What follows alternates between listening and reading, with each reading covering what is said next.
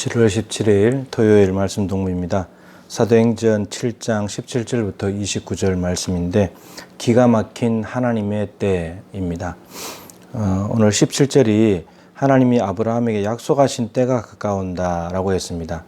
이 하나님이 아브라함에게 약속하신 때는 이제 요셉이 애굽에서 국무총리가 되면서 야곱과 그 가족들이 애굽에 내려왔고, 그러면서 이제 거기에 살다 보니까 나그네가 되었고, 그러면서 400년 동안 노예살이를 하다가 애굽을 심판하시고 이제 구원하신다는 그때가 출애굽 때가 가까우고 있다, 이제 이런 말입니다. 출애굽 때가 가까운다면은 애굽을 심판하고 이스라엘 백성들이 이제 독립을 하는 건데, 그럼 우리가 기대할 수 있는 것은 이 때가 가까우면 애굽이 점점 더 쇠락하겠구나, 그리고 이스라엘은 점점 더 잘 되어서 이제 빠져나오겠구나, 이렇게 기대가 되잖아요. 근데 이건 이제 우리의 기대인 거고, 그냥 하나님께서 이것을 이루는 때는 오히려 애굽이 더 강성해지고 잘 되게 만들어요. 그리고 이스라엘이 점점점 정말 숨이 끊어질 듯한 어려움 궁지로 가요. 근데 이게 하나님의 때더라고요. 자, 그러면서 뭐라고 되어 있냐면은 이스라엘 백성이 애굽에서 번성하여 많아졌는데 요셉을 알지 못하는 새 임금이 애굽 왕위에 올랐대요.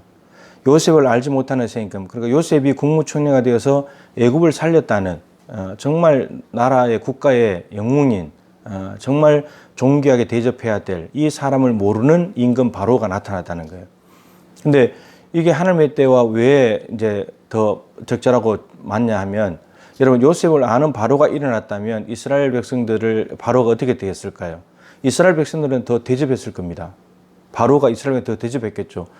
요셉이 그런 사람이었어? 요셉이 그런 사람이야? 그럼 그 사람들 후손들 대접해야지. 그러면 이스라엘은 점점점 애굽에 더 익숙해지고 더 오랫동안 머물고 싶고 그런 곳이 돼버리는 거죠. 출애굽할 생각이 안 드는 거예요. 출애굽하고 난 뒤에도 애굽에 있을 때가 좋았는데 이랬으니까요. 근데 거기서 더 대접을 받아버리게 되면 오히려 더 애굽 땅에 더 눌러 앉으려고 그러겠죠. 근데 요셉을 알지 못하는 새 임금이 나타난 것이 오히려 출애굽이 가까워지고 있는 하나님의 때인 거예요.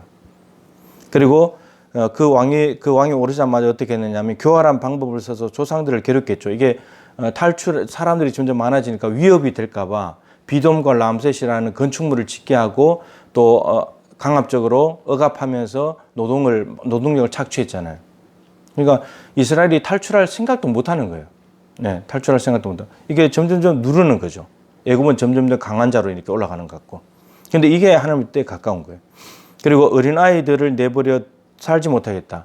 그러니까 남자아이가 태어났을 때는 죽여라 선파보고 그렇게 말했잖아요. 그러니까 아동 대학살, 남자아이를 죽이는. 근데 그때는 죽이지 못했지만 이제 나중에 또 강물에 버려야 되는 그런 상황이 있었죠. 그런 상황들. 그러니까 점점점 애굽은 더 강해지는 것 같고 더 억누르고 이스라엘 백성들은 더 눌러지고 납작하게 되고 죽을 것 같은, 아예 씨가 말라버릴 것 같은, 대가 끊어지는 그러한 위기에 처한다는 겁니다. 그런데 이러한 모든 상황들이 하나님의 약속하신 때에 더 가까워지는 거예요. 여러분 사실은 이것 때문에 부르짖었잖아요. 하나님 도와달라고, 살려달라고. 그런데 만일에 이런 환경이 아니었고 요셉을 아는 사람이 임금이 되고 그리고 괴롭게 하지도 않고 아이들을 죽이지도 않고 그랬다면 정말 이스라엘은 대접받으면서 더 애굽에 눌러 앉았겠죠. 여기가 좋다 이렇게 됐을 겁니다. 출애굽을 못하는 거죠. 하나님은 아브라함이 약속해놨기 때문에 분명히 출애굽을 하실 것이고 가나안 땅으로 데려가서 새로운 민족을 만드셔야 되니까 하나님의 구원 역사는 흘러가야 되니까요. 그러니까 우리가 생각하는 때와 하나님이 생각하는 때는 다른 거예요.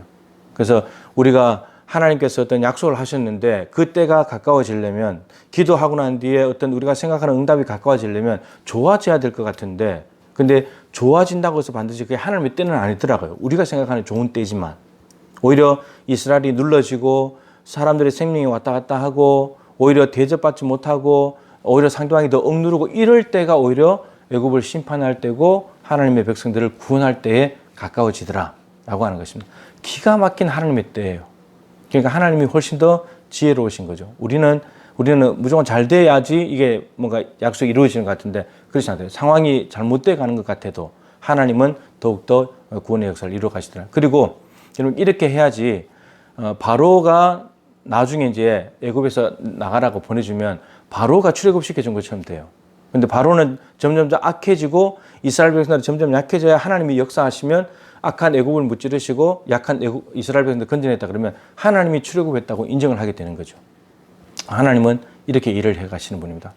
여러분들 기도하고 난 뒤에 여러분들의 상황이 정말 기도 응답이 와야 될 때가 점점 시간이 갈수록 다가오면 다가올수록 뭔가 좋아지고 나아지고 뭔가 이게 기대할 만한 뭔가가 생길 것 같아야 되는데 그러지 못합니까? 여러분 전혀 낙심할 필요가 없습니다. 오히려 하나님께서 역사하시고 개입하시고 하나님이 응답을 하실 때가 우리도 가까워질 수 있다는 것이죠. 오늘 말씀을 통해서 볼 때에.